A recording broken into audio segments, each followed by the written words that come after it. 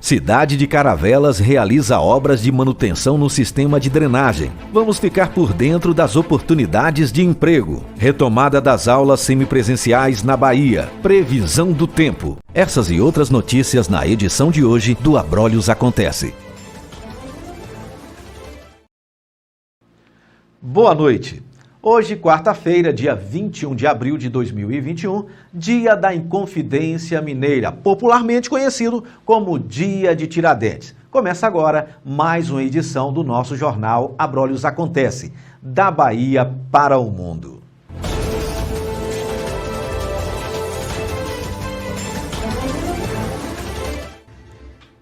E agora vamos falar sobre o nosso número de WhatsApp, muito importante para a gente poder estar interagindo aí, mais uma ferramenta que você pode estar utilizando para participar do Abrolhos Acontece, mandando vídeos, mandando fotos, mandando informações do que está acontecendo na sua rua, no seu bairro, na sua cidade. Você está viajando? Viu algo interessante? Registre esse momento e mande para a gente, que a gente vai estar aqui transmitindo ao vivo no Abrolhos Acontece. Você é o nosso repórter cidadão. Lembrando que também você pode estar interagindo com a gente aqui, fazendo do nosso Abrolhos Acontece um jornalismo, né? Um informativo interativo. Você pode mandar mensagem pelo Facebook, Instagram e também pelo YouTube. Tá certo? Agora voltando aqui, o feriado de Tiradentes é comemorado sempre em 21 de abril. Mas será que todos sabem a origem desse feriado? Nossa equipe esteve nas ruas da cidade de Teixeira de Freitas para saber. Você sabe o significado e a origem do dia 21 de abril? Olha, pelo que eu me lembro, ele foi, se eu não me engano, ele foi decapitado, partido ao meio, porque ele era meio que um revolucionista, não é isso? Na época que eu estudava, era mais ou menos sobre isso que eu me lembro do que aconteceu. Boa tarde a todos. A gente comemora o dia de Tiradentes, né? Essa pessoa que representou algo muito importante para a gente, para a nossa história. Ele foi uma pessoa que combateu todas as coisas ruins que ele via, né, no sistema político brasileiro da época, né? E, se não me engano, uma das lutas principais dele era contra a cobrança de impostos, né? A alta taxa de impostos que era pagado, né? E sem ter nenhum tipo de benefício, né? Então essa foi se não me engano, salvo engano, uma das grandes lutas dele. E isso a gente tem que estabelecer, ficar, né, com essas coisas até nos dias de hoje, né? A gente tem que ser uma pessoa consciente de tudo que a gente faz, né, dos impostos que a gente paga e sempre cobrar as autoridades, cobrar em prestação de bons serviços, né? Então acho que isso que é o grande legado dele, a fiscalização do poder público na prestação de bons serviços para a comunidade. Muito obrigada, Adriana. De nada. Não sei não. Faz o tempo. Eu sei que é Tiradentes, sei que é um feriado muito importante, nacional. Agora para falar o que representa muito já está saindo já da mente. Deu para vocês observarem aí que boa parte das pessoas não sabem o significado aí da Inconfidência Mineira, do 21 de abril. Só lembram da figura de Tiradentes, né? Aí fica aí a dica para estudar um pouquinho. Agora vamos para a próxima notícia aqui. O professor de História, Alisson Fonseca, da Universidade do Estado da Bahia, explica sobre a origem e significado da Inconfidência Mineira. 21 de abril é o dia de refletirmos. A Inconfidência Mineira, um movimento do final do século XVIII, traz à tona a figura de Tiradentes, um homem que tentou entrar no comércio, que veio de uma família falida, que tinha mais ou menos 40 anos e ingressou na Brigada dos Dragões, buscando alguma estabilidade econômica, e passou trabalhando de 1775 até 1788 sem receber. Minas Gerais, naquele momento, passava por uma situação de grave dificuldade fiscal e econômica. As cobranças de Portugal em relação à sociedade mineira eram muito grandes, como se a sociedade mineira ainda produzisse ouro como antigamente, como no começo do século XVIII, nos tempos áureos da produção. Agora, os recursos naturais estavam dizendo à sociedade que eles estavam esgotados. Não tinha mais como produzir ouro na mesma quantidade, mas a coroa portuguesa não queria saber disso e ameaçou a sociedade mineira ainda de praticar a derrama, um dispositivo fiscal que colocaria as forças militares para cobrar a sociedade 100 arrobas de ouro ano. Isso foi o estopim para que um grupo de pessoas indignadas se reunisse e formasse esse movimento conspiratório chamado de Inconfidência Mineira. Esse movimento só é desbaratado porque um dos membros resolve entregar seus companheiros às autoridades, buscando o perdão de suas dívidas. E aí, nesse momento, todos vão presos, vão para o Rio de Janeiro, presos. Chegando lá, todos negam a participação nesse movimento. E aí, a figura do alferes, o Tiradentes, Joaquim José da Silva Xavier, se destaca novamente porque não apenas ele era a camada popular presente nesse grupo, como também nesse momento ele foi o único que não negou a participação no movimento. E por isso ele foi julgado e pagou com a própria vida, sendo executado no dia 21 de abril de 1792, deixando para nós a pergunta se realmente a história nossa é uma história de povos pacíficos. A história da Inconfidência Mineira, assim como a história da Conjuração dos Alfaiates na Bahia em 1798, no Rio de Janeiro em 1794, outros movimentos como em Pernambuco em 1801, mostram que a nossa sociedade não era pacífica, que ela lutou, que ela brigou pela desanexação de Portugal, pela separação da metrópole, por uma independência. E esses ares começam nesse período a se aflorar.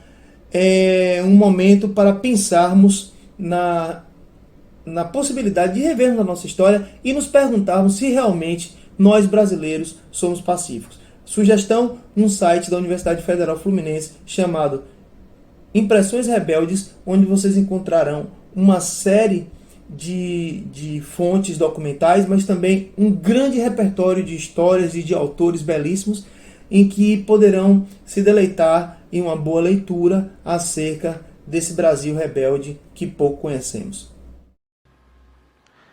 A cidade de Caravelas realiza obras de manutenção do sistema de drenagem.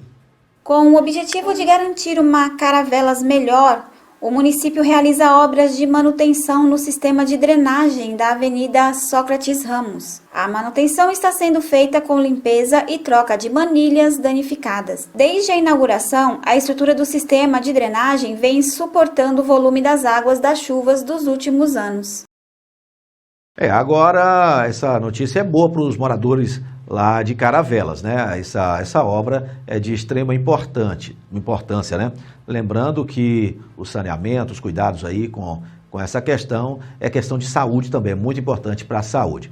Agora, o Covid-19 apresenta vários sintomas, mas a perda de olfato é o que muita gente apresenta. Vamos assistir a reportagem. Pesquisas em pacientes que tiveram Covid-19 apontam que 80% dos infectados apresentaram perda de olfato ou paladar, e esses sintomas podem durar semanas e até meses. A doutora Clara Mônica Lima explica como ocorre e por que algumas pessoas apresentam esses sintomas e outras não. Isso ainda não se sabe por quê, mas o que a gente percebe que com a Covid-19 esse índice é bem elevado, tanto que hoje é critério diagnóstico, uma pessoa que começa, nesses momentos atuais, ter perda do olfato, né, ou perda do paladar, né, mesmo que ela não tenha outros sintomas de febre, dor no corpo, dor de cabeça, né, já é uma suspeita de Covid, inclusive ela tem que ir para o isolamento, procurar um atendimento médico e fazer esse exame. A Tatiana, que teve Covid-19 ano passado, conta como percebeu a perda de olfato e o período que passou com as sequelas. A perda de olfato ocorreu no segundo dia de sintomas, né? Até então eu não tinha me dado conta de que estava com coronavírus. Foi aí que eu me dei conta de que estava infectada, a partir do momento em que eu fui trocar a fralda da minha filha e percebi que eu não conseguia sentir o cheiro de maneira alguma, né?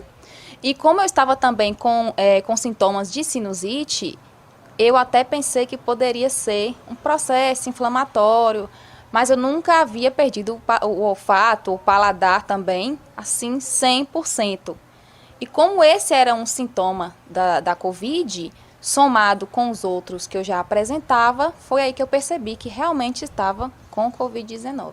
Foram 3 meses, então só depois desses 3 meses, que de maneira gradativa, assim, bem demorada mesmo, é que eu fui recuperar o meu olfato e o paladar também. Fazendo parte do grupo de risco, seu Querubim e dona Davina também passaram pela experiência da perda de olfato e paladar pós-Covid. Perdi o cheiro de olfato, fiquei uns 60 dias sem comer feijão, sem poder alimentar que presta. Você não sentiu gosto?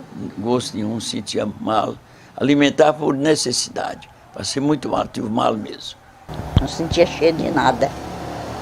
Nem sabor, nem cheiro, nem sabor de nada. Eu fiquei muitos dias, sentia desse jeito, né? Mas depois, parece que quando sarou foi de uma vez. A médica especialista fala qual tratamento deve ser seguido para os pacientes que notarem perda de olfato durante ou pós-recuperação do vírus. O que a gente tem mais assim na literatura, né, mais comprovado cientificamente, é o treinamento olfatório, que você pode fazer já desde o primeiro dia, se você já tiver de sintoma, mesmo que você esteja em isolamento, você pode fazer. Na verdade, a gente tem o treinamento olfatório, que é o caseiro, é como se fosse uma fisioterapia do nervo olfatório. Sim. É uma forma de você recuperar esse nervo.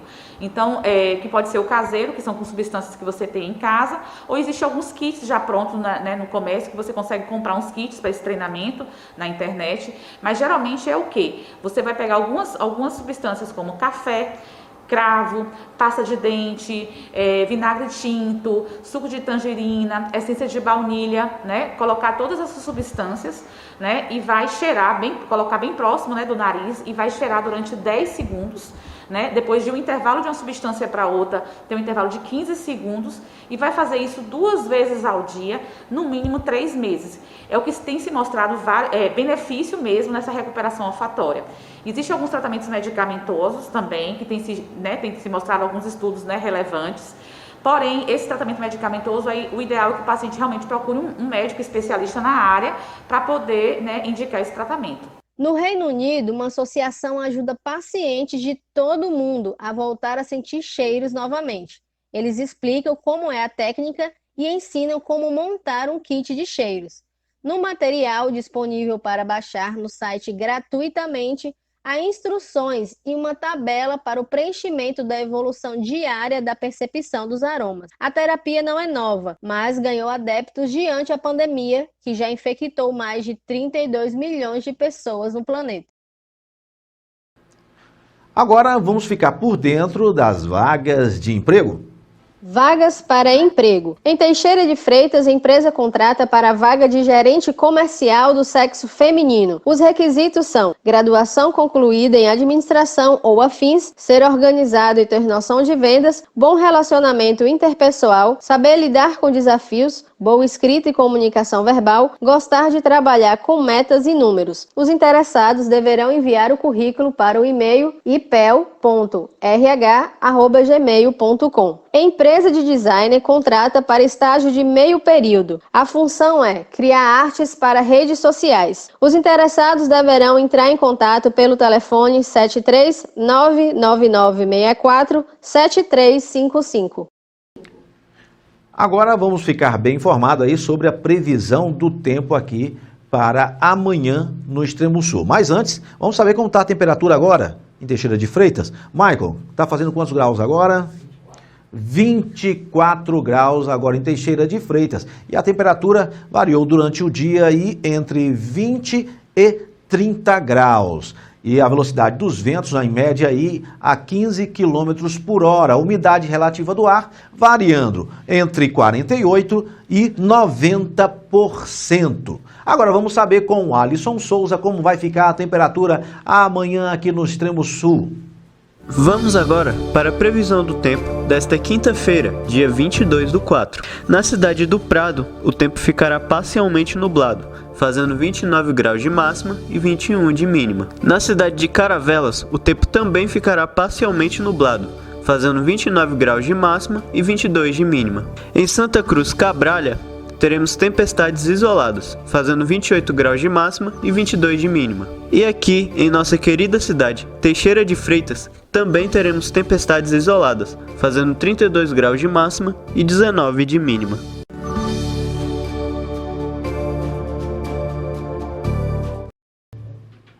O assunto agora é a agricultura, né?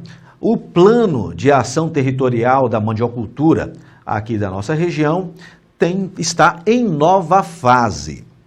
O Plano de Ação Territorial da Mandiocultura entra em nova fase. E sobre o tema, conversamos com a coordenadora técnica do PAT, a engenheira agrônoma e diretora da Polímata, Geile Viviane. Em sua fala inicial, Geile fez uma retrospectiva do plano até o atual momento. O PAT foi lançado em 2016, em dezembro de 2016, foi lançado esse Plano de Ação Territorial que abrange 11 municípios do extremo sul da Bahia. Nesse momento, era necessário estruturar a cadeia produtiva da mandioca. Nós tínhamos aí muitos desafios. Qual variedade nós trabalharmos, como que a gente poderia aumentar a produtividade, qualificar beneficiamento, diversificar produtos a partir da mandioca, não ficar só na produção de raiz para farinha ou para goma. Então, tínhamos muitos desafios nesse momento quando ele foi lançado em 2016. Ao longo desses anos, nós conseguimos várias respostas, conseguimos avançar com o zoneamento agrícola de risco climático. Hoje nós temos um zoneamento atualizado. Isso foi um ganho não só para o nosso território, como para todo o Brasil. O PAT tem influenciado várias ações que estão saindo do extremo sul e levando para outras regiões benefícios também para a mandiocultura. Um outro exemplo foi a comercialização de maniva de mandioca, saiu 40 metros cúbicos em dezembro do ano passado para a região de Minas Gerais, e várias outras regiões estão entrando em contato com a gente querendo comprar material propagativo que está sendo produzido aqui no território.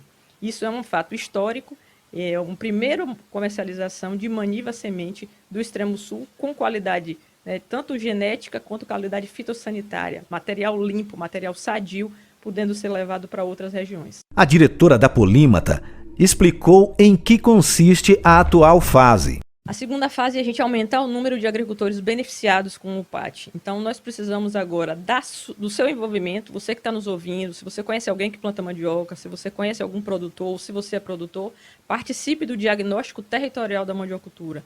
É um diagnóstico que está acontecendo online, é um formulário que você preenche, passando os seus dados, para que nós tenhamos um inventário da realidade do nosso território mais aproximado, com dados reais. A gente tem os dados do IBGE, mas a gente sabe que existe muito mais mandioca no território do que o que o IBGE tem apresentado. Então, a gente quer aprofundar esses dados e a gente está agora até o final de maio com esse questionário, com esse diagnóstico acontecendo, e a gente pede que você participe desse processo com a gente.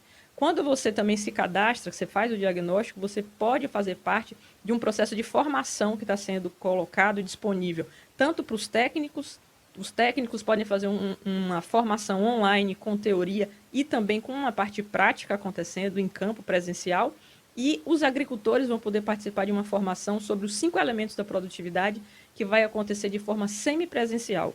A mandioca é um dos alimentos mais versáteis do mundo e ainda hoje se descobre novas formas de seu uso. A maniote esculenta, conhecida como mandioca, macaxeira, aipim, castelinha, uaipi, mandioca doce, mandioca mansa, maniva, maniveira, pão de pobre, mandioca brava e mandioca amarga, é uma planta tuberosa da família das Euphorbiaceae. Esta planta é a nativa aqui da América do Sul, mas está espalhada pelo mundo. E seu maior produtor hoje não é o Brasil, é o país africano Nigéria. Agora vamos falar sobre a retomada das aulas semipresenciais aqui na Bahia. Em toda a Bahia, apenas 19 municípios têm condições de retornarem às atividades. Os outros 398 municípios, aulas continuam suspensas até dia 26 de abril. A Bahia autorizou a retomada das atividades letivas de forma semipresencial. A retomada, por enquanto, não é obrigatória. Cada cidade ou instituição deverá definir como será seu esquema das atividades semipresenciais.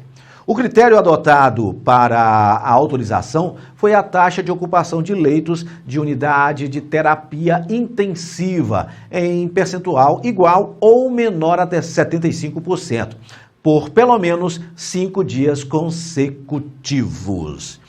E tomara que isso se estenda por toda a Bahia, né? A Bahia aí está precisando, aí os nossos alunos, né, tá precisando aí de retornar essas atividades presenciais, pelo menos aí semipresenciais. Ainda falando sobre educação, MEC define cronograma de inscrição para vagas remanescentes do ProUni 2021.